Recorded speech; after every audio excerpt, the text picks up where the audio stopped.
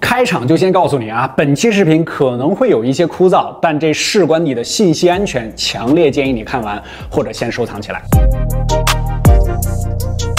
有人说中国人对隐私问题的态度更加开放啊，愿意使用隐私换取便利啊，现在听起来有些嘲讽，但不管是主动的还是被动的，这确实是一个现实问题。我们举个例子啊，你在第一次使用各种 app 的时候，你真的会点开用户协议去看看厂商如何处理你的个人数据吗？同意系统权限时，你会去真的了解一下 app 为什么要这些权限吗？我们经常在茶余饭后聊到一些感兴趣的产品，在电商或者说短视频 app， 你马上就可以刷到相应的推荐。遇到过这种情况的小伙伴请扣一。其实在我们制作本期视频前，我们计划在社交 app 内反复交流某个产品，浏览相关的文章、短视频等等信息啊，再到电商 app 里边看看是否有相关联的推荐。但经过2-3天的测试下来啊，发现并没有得到我们想要的结果。最后我们判断这是期间需要一定的时间关联啊，并不是即时性的。而且为了控制变量，我们使用的是新手机号注册的账号，就出现了这种你日常经常会碰到啊各种各样的关联推荐，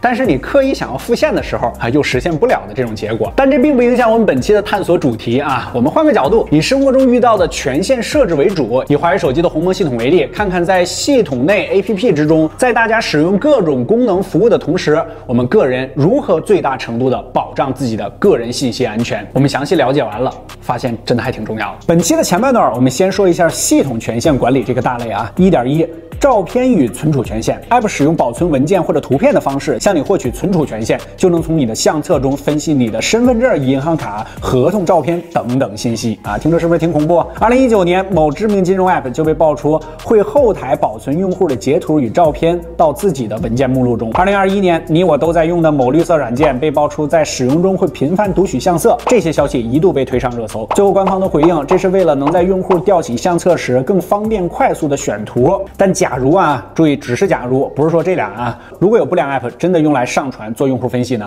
这里也提醒大家，尽量不要在相册之中保存这些重要的照片。现在很多手机都有专门的保险箱或者安全系统啊，比如苹果 iOS 啊，可以保存到系统的文件 app 里边，或者 app 直接设置仅选择的照片可读取。有的小伙伴喜欢拍照的时候保存地理位置啊，方便回忆是在哪儿拍的，将照片原图发送给他人 ，app 都能读取到啊，这一点也需要你特别注意。以鸿蒙为例啊，在相册中分享照片的时候，你可以在保留原画质的情况下去掉地理位置信息与相机参数，再发送。双指长按微信聊天界面分享截图时，可以自动给昵称头像打码，不泄露过多的个人隐私。在朋友圈分享点朋友间的友好交流就很合适了。各家你都可以看看有没有类似的功能。1.2非常关键的通讯录权限，通讯录可以分析你的社交关系啊，在很多社交甚至都不算社交的 app 中都会向你索取这个权限，告诉你你的朋友也注册了某某 app 啊，快来互相添加好友吧。某些短视频 app 是不是经常提醒你？还有 app 在你不知道吃什么的时候告诉你的朋友经常光顾哪家店，甚至你的朋友刚刚下单买了什么宝贝等等等等，这听着是不是都挺恐怖的？你买什么别人都知道，甚至还可以通过手机号就能查到各种其他账号。我们能做的就是3点：1不给通讯录权限；2不随意开启手机号查找这个功能；3不向陌生人透露你的手机号，因为你也不能保证存了你手机号的人他不上传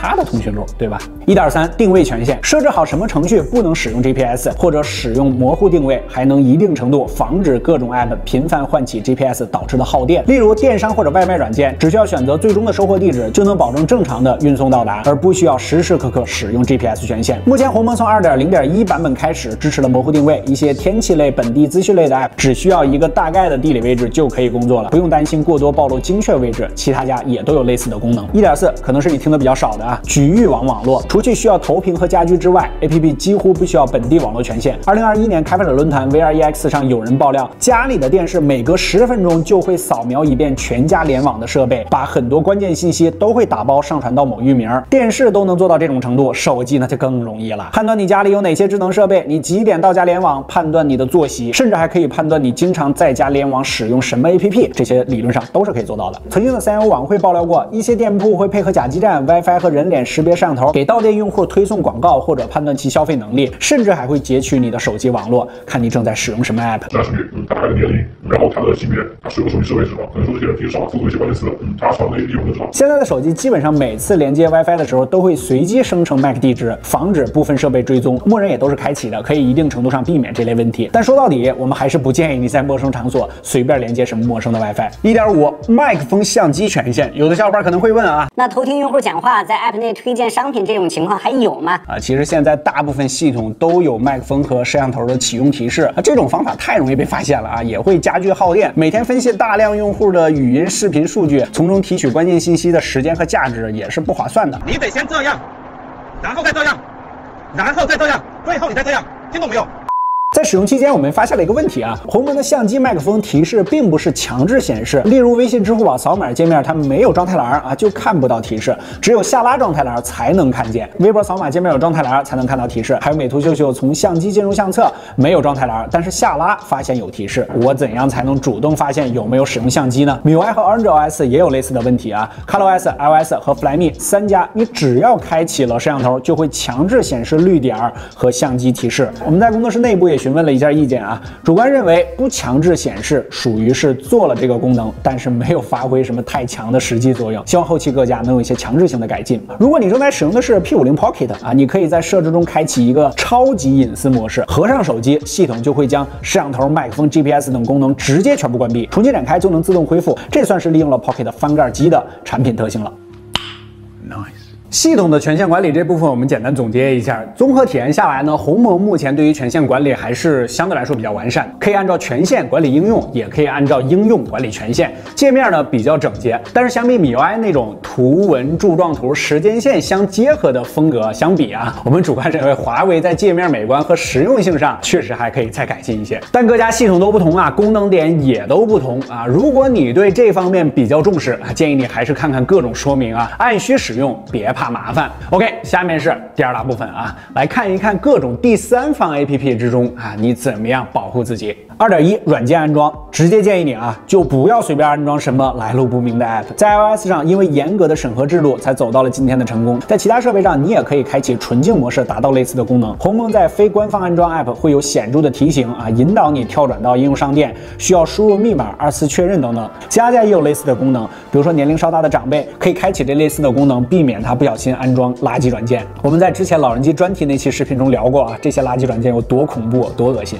2.2 App 内的隐私清单，第三方 App 中通常都包含了个人识别 ID 功能，它们通常都包含在比较深的隐私设置里边，你可以翻看一下啊。定期重置身份 ID， 关闭个性化推荐。从2021年11月1日起，工信部就要求第三方 App 必须包含个人信息使用清单和系统权限使用说明，告诉你它使用了你的哪些信息，向你索取的权限都是用来干嘛的，也有明文规定不允许出现不给权限就不让用这个 App 的这种情况，可以到12321或者互联网信息投诉平台提交投诉。到这里，其实我想到了一个之前在网上还看到过一些讨论的问题。当你在浏览感兴趣的物品的短视频或者相关资料，或者你在跟朋友交谈的时候，这时候你打开电商 APP 就给你推荐相应的这个产品啊。开头咱们也提到了这种情况，你觉得这样是方便的吗？注意听啊，是方便的吗？如果有一天各种各样的交谈短视频，或者你在聊天的时候推荐的东西都是你不感兴趣的了这个关联性都非常低了，你觉得这样更好吗？这个问题问大家，希望关联度较高的请扣1，就给我随机推荐请扣2。2.3账号与密码的设置，前面我们提到的其实都算是一些比较简单的设置最重要的还是保护好自己的账号密码，防止被盗或者通过账号搜索到你。举个例子，现在是不是可以通过手机号或者说相同的用户名可以查找到你在不同平台的社交账号或者支付账号呢？人肉搜索其实就是从这儿开始下手的。例如你长时间使用相同的密码，在某个平台发生密码泄露的情况，不法分子使用相同的密码就可以登录其他账号，这也是经常被爆出的新闻。你可以在专门的密码泄露平台测试你的账号或者密码有没有相关记录。这里也给大家提供一个简单思路例如你在注册微博，可以在常用的密码中加上 WB 这2个字母。当然这里仅是给大家提供一个思路不一定要效仿。现在手机系统中都有专门的密码保存功能，配合自动填充，基本可以解决账号密码太多记不住等问题。如果你觉得这样也不安全的话你还可以选择更专业的密码保存器例如 1Password， 既可以生成随机的强密码，检测是否有泄露的记录，也可以做到在不同同的平台密码自动填充的功能。2.4个人信息透露，我们总在视频的最后跟大家说，欢迎在全网搜索关注小白测评不说某个平台一是我们确实覆盖的相对来说多一些也是方便大家搜索。但如果你是一个普通个人用户的话在全网平台都叫一个昵称，那你可算是极大的方便了被人肉。你在社交平台填写的地区地址，甚至是照片原图泄露的 Exfil 信息，都可以推断出你的身份证号前6位。通过生日祝福短信，又可以推导出7到14位。最后的4位加上 X， 看起来还有11000种组合但最后一位的校验码只有一个结果正确，那么11000种组合中只有1/11是正确的。剩余的1000种组合，如果再知道你的性别单双数，又排出了500种。剩余500种组合通过穷举或者暴力破解，就直接能够获取你正确的身份证号码了。是的，就这么简单。这时候是不是有人会说，小白你这不是在教人怎么猜吗？我们是想告诉大家危险是多么容易就发生了你才会引起重视并主动避免危险。其实这些信息或者方法在网上你都能查得到就是提醒大家不要在非必要的地方过多透露自己的个人信息，一定要把这个意识建立起来。不过也说回来这些都是防君子不防小人，还是直接建议你在不同的平台直接使用不同的昵称、头像和资料，不要随意的发送个人信息等等。这也是最简单的、最基本的保护个人隐私安全的一个方法你也不要觉得这些东西距离你很远别等到事故发生的时候你再追悔莫及。2.5也是你可能根本没意识到的，要注销无用账号。很多时候我们都会临时使用一些 app 这个注册账号之后就不会使用第2次了你可以搭配前面我们提到的密码保存器，或者翻翻应用安装记录，看看之前你用过哪些软件。在很早之前，工信部就要求 app 必须提供账号注销功能。如果没有明确的注销账号选项，你可以查看 app 或者网站的隐私条款，他们通常会写明如何删除你的账号。如果遇到了注销困难、门槛高等问题，同样也可以到12321或者互联网信息投诉平台上进行反馈。注销一些不常用的账号，起码能在日常垃圾短信这一块让你清静不少。手机厂做了这么多保护用户隐私的功能，但是你既然把视频看到这儿了就真的得用不然大多数都是白搭。当然我们花钱选择了一个品牌，保护用户的隐私本就是这个品牌该做的事儿在这个个人信息越来越重要的年代，厂商只能更努力的推出各种隐私保护功能，才能获得用户的相应信任。归根结底就是出在各种第三方 app 上把控严格的审核制度，在系统方面反而就不需要那么多隐私功能了。毕竟你的底层系统隐私功能做得再好也抵不住用户使用某个 app 的时候同意全部都同意本期不算短能看到这里的小伙伴大部分应该都是非常在意个人信息安全的。本期就是想认真的提醒一下你的个人信息可能就在不经意间被人侵犯了。其实现阶段个人信息保护，我个人觉得有点像理财都说你不理财，财不理你。那你不重视个人信息，那个人信息就会出卖你。OK， 如果觉得这期视频对你产生了一点帮助，记得在下方给我们点个赞，特别感谢。更多人的精彩，大家在全网搜索关注小白测评。对，我们又说这句话了，记得关注，不关注你，白测评。我们下期视频再见，拜拜。